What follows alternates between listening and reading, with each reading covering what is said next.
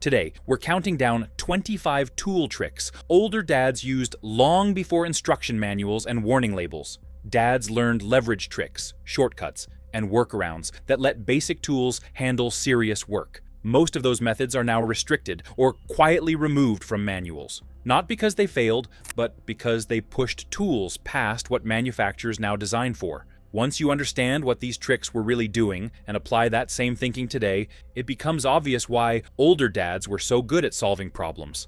The first one is something many experienced dads still use, even though you're told not to.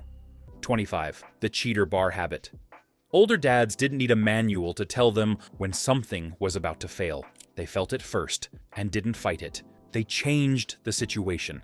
Instead of pulling harder on a wrench, they slipped a pipe over the handle and made it longer. That single move turned a frozen fastener into something that could finally move. What made this work wasn't luck. A longer handle increases leverage, which means more turning force without more muscle. For decades, this was common practice because hand tools were built thick, heavy, and with extra margin designed to survive that kind of strain. What changed wasn't the physics, it was the tools. Modern ratchets and wrenches are engineered to fail in controlled ways to reduce injury risk. Adding a pipe bypasses that safety margin immediately, which is why tools snap, fasteners round off, or balance is lost when something finally gives way. That shift is why this habit moved from everyday practice to something manuals now warn against. Not because it stopped working, but because it stopped matching the tools being sold. The real takeaway isn't to revive this habit unchanged. It's knowing that when more leverage is needed,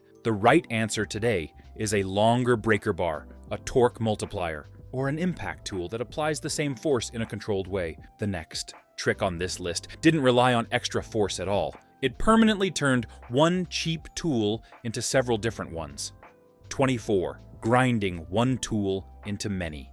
When something didn't quite fit the job, older dads didn't go shopping. They went to the grinder. A flat screwdriver wasn't just a screwdriver, it was raw material. With a few careful passes against a grinding wheel, it became a scraper, a wedge, a thin pry, or a tool shaped for one specific problem. This worked because tools back then were made from softer, more forgiving steel. You could reshape them without ruining their integrity, and one cheap tool could solve a dozen different problems that no store-bought version existed for yet. The idea wasn't customization for fun, it was necessity. What changed is how modern tools are made. Today's screwdrivers are often hardened differently, sometimes coated, sometimes heat-treated for very specific stresses.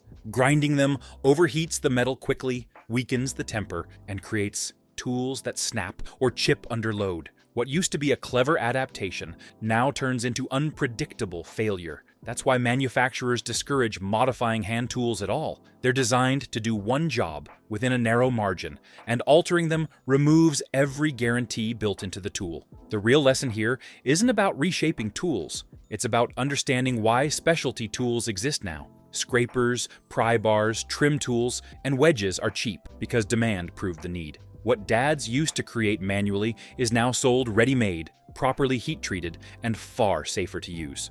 23. Filing drill, bits back to life.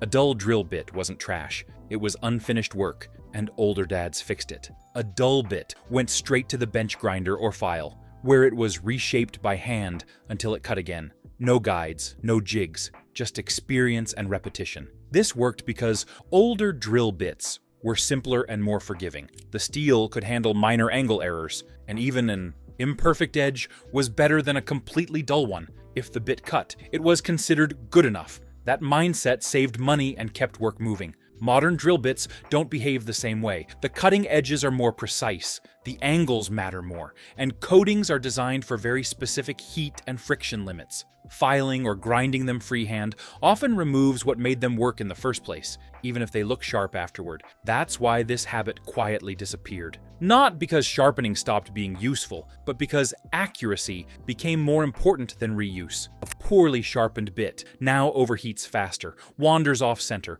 or snaps under load. The real takeaway is knowing when reuse makes sense and when it doesn't. Sharpening still works if you know the geometry and have the right setup. Otherwise, replacing the bit or using a guided sharpener saves time and prevents damage to the workpiece. And this matters because one of the most common garage shortcuts that came next didn't wear tools out, it put people at risk instead. 22. Motor oil as cutting fluid.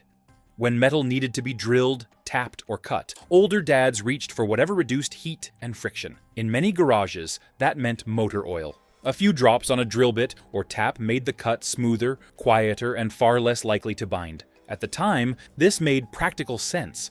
Dedicated cutting fluids weren't common in home shops, and used motor oil was always available. It stayed slick under heat, slowed wear, and helped tools last longer when replacements weren't cheap or close by. What changed isn't the idea of lubrication. It's what motor oil contains now, and what people expect from precision work. Used oil carries metal particles and contaminants that scratch cutting edges and damage finishes. Even fresh motor oil isn't formulated for cutting. It burns, smokes, and breaks down differently than proper machining fluids. That's why this habit faded out quietly. Modern cutting. Oils are designed to cool, lubricate, and carry debris away without fouling the tool or the work. They also behave predictably under heat, which matters with today's tighter tolerances and harder metals. The useful part of this old habit isn't the oil itself, it's the understanding that dry cutting ruins tools fast. Once you grasp that, the upgrade is obvious.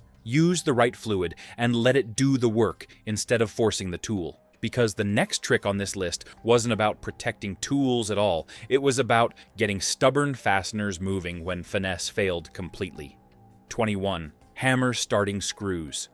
When screws didn't want to bite, older dads didn't reach for a drill. They gave the screw a light tap with a hammer before driving it in. That small hit seeded the tip, crushed surface fibers, and helped the threads grab immediately. This worked well in dense, old lumber where screws tended to skate. One tap reduced slipping, stripped heads, and wasted time. It was quick, required no extra tools, and felt natural once you'd seen it done. What changed is the materials. Modern screws are harder, more brittle, and often coated. A hammer strike can deform the head, crack the coating, or slightly bend the shaft, leading to snaps later under torque. Engineered woods also react differently than solid lumber. That's why this habit faded. Pilot holes became easier and more reliable, and precision mattered more than speed. The useful idea wasn't hitting the screw, it was preparing the material. Today, that means drilling the right pilot hole instead of forcing the fastener. And that mindset matters, because another common garage shortcut solved a different problem entirely: cleaning parts, with results that were effective but risky. 20. Gasoline as a parts cleaner. Grease removal used to prioritize results long before it prioritized safety. Older dads reached for gasoline. A quick soak or wipe stripped oil and grime fast, leaving metal visibly clean in seconds. It worked because gasoline is an aggressive solvent. It cuts through grease better than soap, evaporates quickly, and was always on hand in a garage. For decades, this was the default way to clean carb parts, bolts, and engine components before reassembly. The downside was never subtle. Gasoline fumes build fast, ignite easily, and linger at floor level. One spark, one pilot light, or one careless cigarette turned a cleaning job into an emergency. As shops became more regulated and home garages changed, this habit became an obvious liability. That's why it vanished, rather than being banned outright. Safer alternatives simply made more sense. Modern brake cleaners and degreasers do the same job, evaporate cleanly, and are designed to reduce fire risk when used correctly. The real lesson here isn't about what solvent to use. It's recognizing how much risk used to be accepted just to get a job done quickly, and why convenience alone isn't a good enough reason anymore. And that trade-off between speed and safety shows up again with a habit that didn't involve chemicals at all, just bare hands and grip. 19. Chalk instead of gloves. When hands slipped, older dads didn't reach for gloves. They reached for chalk. A quick dusting dried sweat instantly and gave bare hands more grip on tools, ladders, and metal surfaces. This worked because chalk absorbs moisture without adding bulk. Gloves back then were stiff, reduced feel, and made small tools harder to control. Chalk kept dexterity intact while improving grip, especially during fine or repetitive work. What changed is how work is done and what hands are exposed to. Chalk dries skin aggressively, offers no protection, and doesn't help with vibration, heat, or sharp edges. Modern gloves are thinner, more flexible, and designed to improve grip without sacrificing control. That's why chalk faded out of most garages. It solved one problem well, but ignored others that became harder to overlook over time. The saw, useful idea, wasn't skipping gloves. It was understanding that grip matters as much as strength. Something that comes up again with a habit that involved shaping tools by hand instead of buying new ones. 18. Hammer as an alignment tool. When parts didn't line up, older dads didn't pause to measure. They tapped. A hammer was used to nudge brackets, shift metal, and coax pieces into position when tolerances were loose and speed mattered. This worked because materials were thicker and assemblies allowed adjustment. A few controlled taps could solve alignment issues faster than redoing the setup, especially if you knew how far was too far. What changed is precision. Modern parts are thinner, coatings are fragile, and assemblies depend on exact alignment. What once worked now bends components or creates stress that shows up later as failure. That's why this habit faded. Force rarely improves accuracy. Today, alignment tools and soft mallets do the same job with far less risk. 17. Files as all-purpose finishers. When an edge felt wrong, older dads didn't look for a specialty tool. They grabbed a file. Burrs, sharp corners, rough cuts, a few passes by hand made metal usable again. This worked because files remove material fast and give immediate feedback. One tool could smooth welds, square edges, and clean up cuts without setting up another machine. In a small shop, that mattered. What changed is expectation. Files don't discriminate. They remove more material than people realize, and it's easy to ruin a fit or take off too much in one careless stroke. As tolerances tightened, that margin disappeared. That's why files stopped being the default finisher. Deburring tools, flap wheels, and sanding discs now do the same jobs with more control. The file still has a place, just not everywhere it used to be. And once you start paying attention to control, you notice how many older habits depended on feel instead of measurement. 16. Nails turned into punches. When a punch was needed and none was around, older dads made one. A common nail was ground down, squared off, and used to drive pins, align holes, or knock parts loose. This worked because nails were soft, easy to shape, and disposable. If one mushroomed or bent, it wasn't a loss. In a pinch, it solved the problem and kept work moving. What changed is safety and consistency. Soft steel deforms unpredictably. Nail heads flare, shafts bend, and pieces can shear off under impact. What felt controlled at first can turn risky fast. That's why this habit disappeared once proper punch sets became cheap and widely available. Hardened punches are designed to take impact without deforming, and they do the job cleaner every time. The useful idea wasn't improvisation, it was having the right tool ready. Something that becomes obvious with a habit that relied entirely on feel instead of measurement. 15. Measuring by hand instead of tools. When something needed to be about right, older dads didn't reach for a ruler. They used their hands. A thumb width, a finger joint, or a palm span became a quick reference for spacing and layout. This worked because the work often allowed for variation. Rough cuts, framing, and non-critical spacing didn't need precision, and using your body was faster than stopping to measure every time. What changed is tolerance. Modern builds stack measurements, and small errors compound quickly. What starts as close enough turns into misalignment later, especially when parts need to fit together cleanly. That's why this habit faded into rough layout only. Hand measurements still work for estimating, but accuracy now comes from tapes, squares, and gauges that remove guesswork. And once accuracy matters, another old shortcut starts to fall apart, one that relied on common objects instead of real measuring tools. 14. Coins as feeler gauges.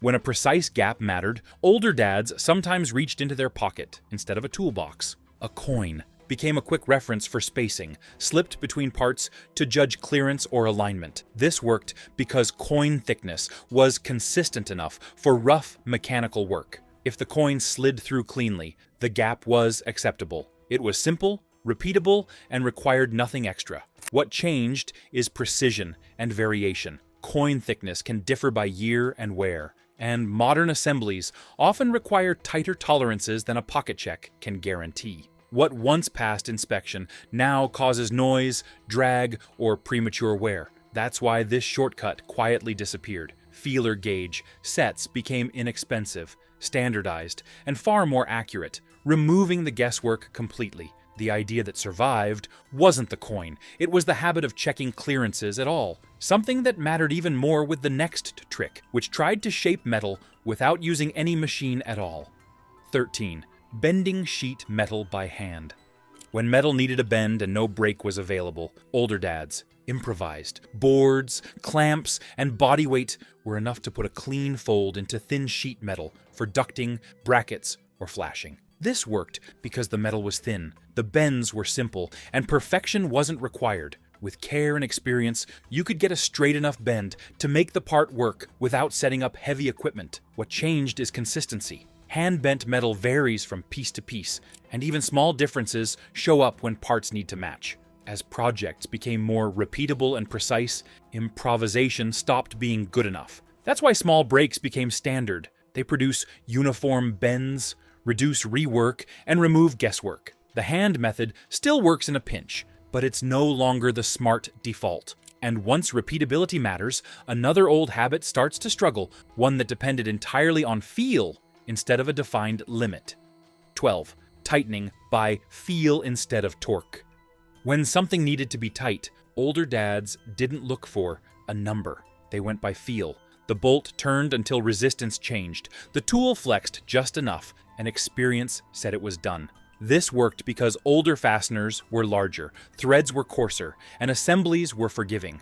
With repetition, hands learned the difference between snug, tight, and too far. For a long time, that was enough. What changed is specification. Modern engines, suspensions, and assemblies rely on exact torque to work correctly. Too loose causes failure. Too tight stretches fasteners or damages threads. Feel alone can't account for that margin. That's why torque wrenches became standard. They remove guesswork and protect parts that don't tolerate error anymore. Feel still matters, but now it's used to sense problems, not replace measurement. Quick pause here. If this breakdown is helping you think differently about tools you already own, hit like and subscribe. The rest of this list gets even more practical from here, because the next habit didn't rely on strength or judgment at all. It relied on turning one tool into many, without buying anything new. 11. One tool, doing too many jobs. When toolboxes were small, one tool was expected to earn its keep. A wrench doubled as a hammer. Pliers pulled, twisted, cut, and sometimes pried. If it fit in the hand, it got used. This worked because older tools were heavier and simpler. They could tolerate misuse without immediate failure, and the work often allowed for rough results. Getting the job done mattered more than how cleanly it was done. What changed is specialization. Modern tools are lighter, more precise, and designed for specific loads. Using them outside that purpose wears them out faster or breaks them outright. What used to be flexibility now turns into shortened tool life. That's why this habit faded. Buying the right tool once is cheaper than replacing a damaged one later. Versatility still matters, but today it comes from multi-tools and purpose-built designs, not improvisation. And once you start respecting tool limits, another old shortcut starts to look risky, one that relied on heat instead of patience. 10. Heat first, questions later. When a bolt refused to move, older dads reached for heat before anything else. A torch on the fastener expanded the metal, broke rust's grip, and often freed threads that chemicals couldn't touch. This worked because heat changes the relationship between stuck parts fast. Expansion and contraction did the work without extra force, and in many cases, it solved the problem in seconds. What changed is context. Modern vehicles and equipment sit closer to wiring, seals, coatings, and composites that don't tolerate heat well. What once freed a bolt now melts insulation, damages finishes, or creates hidden failures nearby. That's why heat stopped being the first move. Penetrating oils, vibration, and patience now come before flame, with heat reserved for situations where risks are understood and controlled. Once you stop defaulting to heat, you start noticing how many old habits were built around speed, including one that tried to stretch a single tool across every job imaginable. 9. Sandpaper on flat boards. When a surface needed to be truly flat, older dads didn't reach for a power sander. They glued sandpaper to a straight board and worked the material against it by hand. No vibration, no rounding, just controlled abrasion. This worked because the board stayed flat no matter how long you worked. Power sanders remove material fast, but they also follow dips and curves. A fixed surface forced high spots down until everything leveled out. What changed is speed and expectation. Power sanders became cheaper, faster, and good enough for most jobs. The board method takes more time and patience, which pushed it out of everyday use. But this trick never really stopped working. It just became situational. When flatness actually matters, drawer faces, joints, small parts. This method still beats rushing with the machine, and that idea of slowing down to get a better result runs directly against the next habit, which was all about saving time by turning scraps into tools. 8. Screws used as temporary clamps. Parts rarely lined up perfectly, and nobody expected them to. Older dads didn't always reach for clamps. They drove a screw. One or two fasteners held pieces in position, while glue set, holes lined up, or other work got done. This worked because it was fast and hands-free. In framing, rough carpentry, and shop builds, appearance didn't matter, and the material could take it. The screw did the job of a clamp without weighting or setup. What changed is finish work. Screws leave holes, crush fibers, and limit adjustment once they're in. As projects shifted toward cleaner result, dedicated clamps became the better option. The idea that survived wasn't using screws everywhere. It was the value of holding parts securely before committing, something that shows up, again, with a habit built entirely around speed instead of accuracy. 7. Mixing epoxy by eye. When something needed to be bonded, older dads didn't measure. They poured epoxy by eye, stirred until it looked right, and got to work. Speed mattered more than precision, and most jobs held well enough. This worked because older epoxy formulas were forgiving. Ratios could be off and still cure hard, especially for non-critical repairs. Experience filled in the gaps that measuring tools didn't. What changed is chemistry. Modern epoxies are engineered for specific ratios, cure times, and strength profiles. Small errors now lead to soft cures, weak bonds, or failures that don't show up until later. That's why this habit disappeared. Measuring cups, pumps, and pre-measured packets remove guesswork and produce consistent results every time. The bond becomes predictable instead of hopeful. The lesson isn't that experience doesn't matter. It's that some materials no longer tolerate shortcuts. And the next habit on this list pushed that tolerance even further by replacing tools entirely with body weight. 6. Using body weight instead of tools. When something needed pressure, older dads leaned in. Body weight replaced clamps, presses, or leverage tools. Parts were held down, bent, or seated by shifting weight instead of setting up equipment. This worked because many jobs didn't require precision. Materials were thicker, margins were wider, and experience told them how much force was enough without going too far. It was fast and didn't require extra gear. What changed is control. Body weight is hard to regulate, and once momentum starts, it's difficult to stop. Modern materials crack, flex, or fail suddenly when force isn't applied evenly or predictably. That's why this habit faded. Clamps, presses, and jigs apply force gradually and evenly, reducing damage and injury risk. The strength didn't disappear. It just got redirected into better tools. And once force became something to control instead of apply freely, another old habit started to stand out, one that relied on guessing instead of checking. 5. Guessing square by eye. When something looked straight, it was considered straight enough. Older dads often squared boards, frames, or brackets by sight alone, adjusting until it felt right, instead of reaching for a square every time. This worked because many projects didn't demand perfection. Framing, rough builds, and utility work allowed for small errors without affecting function. Experience trained the eye well enough to move fast and keep work flowing. What changed is accumulation. Small inaccuracies compound as projects get more complex. What's barely off at one joint turns into misalignment several steps later, especially when parts need to fit together precisely. That's why visual squaring faded into a quick check rather than a final decision. Squares, levels, and layout tools remove guesswork and keep errors from stacking up unnoticed. Once accuracy becomes non-negotiable, another old habit starts to feel out of place, one that solved problems by adding material instead of understanding load. 4. Overbuilding everything.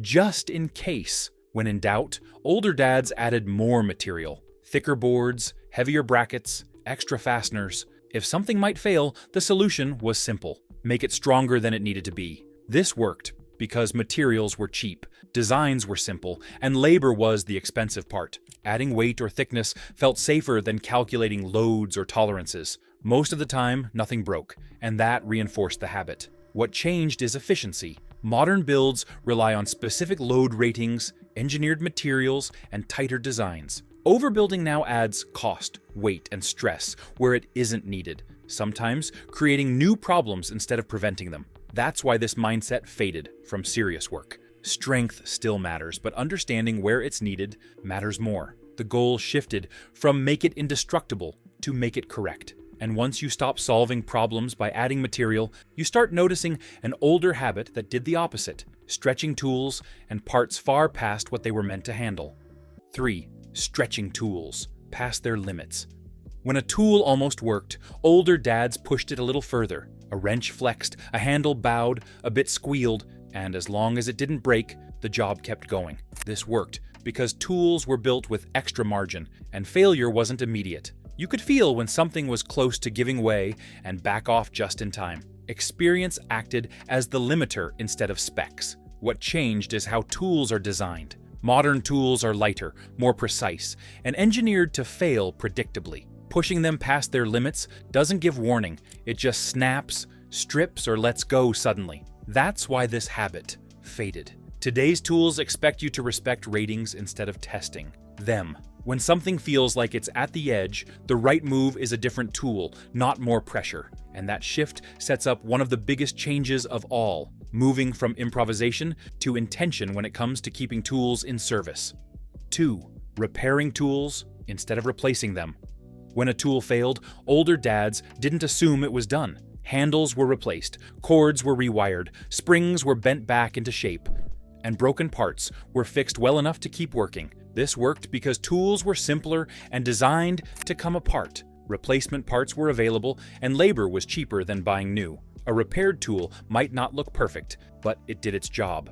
What changed is construction. Modern tools are often sealed, glued, or built around proprietary parts. Repair takes more time, costs more, and sometimes isn't possible without factory support. Replacement became faster than fixing. That's why this habit faded for most people, but the mindset behind it didn't. Knowing when a tool can be brought back, and when it can't, still saves money and keeps good tools out of the trash. And that perspective leads directly to the last habit on this list, the one that couldn't be bought, learned from a manual, or replaced with a newer model.